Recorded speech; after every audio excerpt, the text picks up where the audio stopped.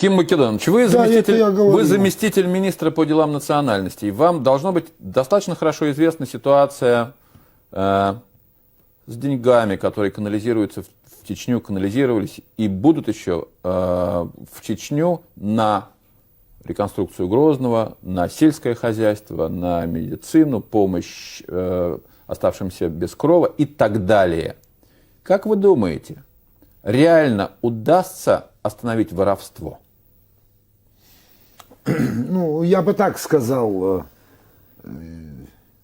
буквально из наших крох, что у нас есть, мы выделяли на Чечню немалые суммы, но я бы не осмелился назвать, что даже 50% из этих сумм было использовано на реальное дело. Я бы не осмелился это утверждать.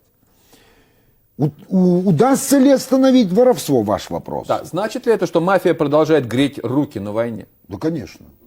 Конечно, означает. Это раз. Во-вторых, значит, ваш вопрос, удастся ли остановить воровство? А у меня контрвопрос. А как вы думаете, удастся ли остановить воровство вообще в России? Нет. Нет? А почему вы хотите, что в одном отдельном регионе, значит, Уж больно место... стерильно, Ой, я прошу стерильно, красиво, значит, работали? Уж больно место засвеченное. Вы знаете, был такой закон в США, который назывался